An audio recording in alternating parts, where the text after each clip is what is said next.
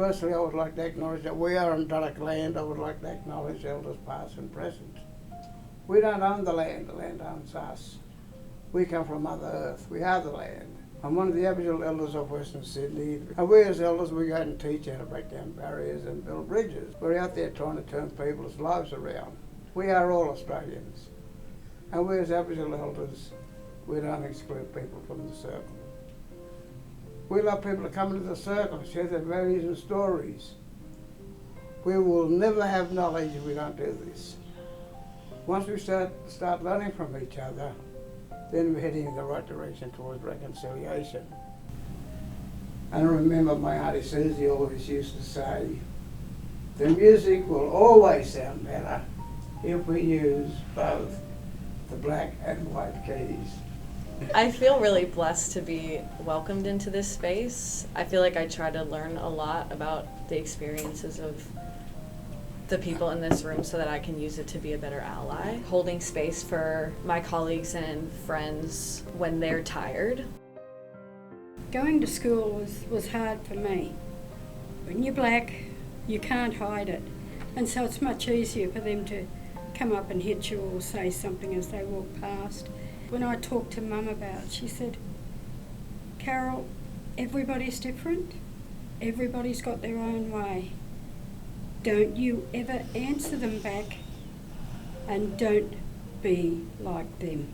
I'm going into the schools now to help other kids that have trouble going to school. And that to me it's helped me so much that I just feel really grateful. There should be laughter and fun for kids. There's always that misconception that, oh, it's ancient history, but your presence in the room is constantly reminding us that there's so much work to be done. And I think it's really important to just not forget how much has changed in these last few years, reminding us that normal wasn't okay, that there is a need to address racial justice that needs to be part of our everyday work. We cannot forget that the White Australia policy is current. It's not history. It shapes who we are, how we think, what we do to this day, today, when we walk out on that street.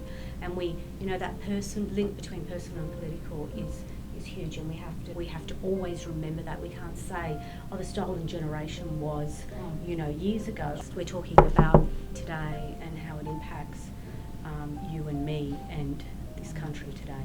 My brother was a child in the 70s, grew up being bashed at school because he was Aboriginal. It's all connected.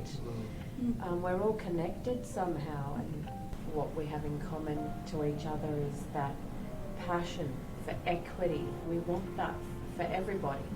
Yes, there's a lot more acceptance, there's this, but have we really changed anything within power structures? So do people of colour have a voice at decision-making tables?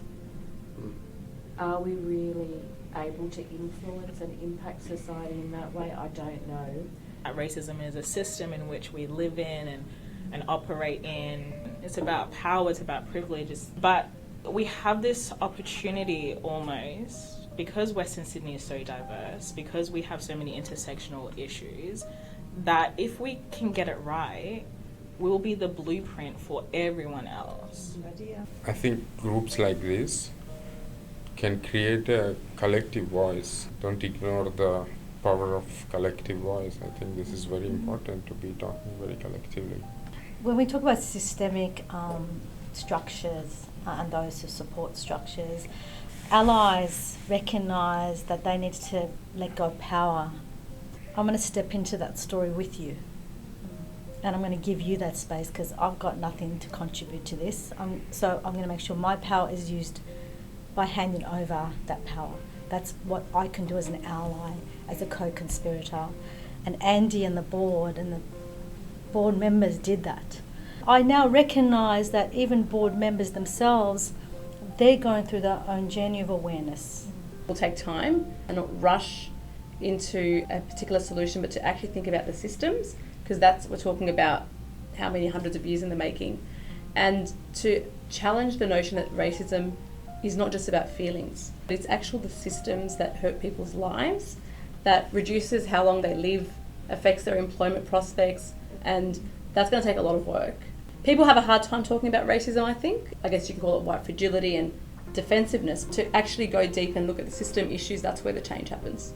I feel like the system is working the way it's supposed to be, though. Is it's so much harder to dismantle a system that people with privilege cannot see. I mean, I think everyone wants to assume that everyone well, not everyone. Ideally, everyone would want to assume that everyone has the same access to things, but that's not true. You know, it's not just enough to be non-racist. You have to be actively anti-racist. Absolutely. Unfortunately, migrants selling into this country absorb the systemic racism to be able to, in their mind, succeed and survive. What are the issues that we actually need to address? The fact that people don't know about the history of this country. So, yeah, I think West Sydney can be this roadmap because we are such a rich melting pot of all parts of the world and our First Nations. So we're okay about making mistakes. We're okay about not knowing and saying we don't know yet. I want to get back to the systemic issues.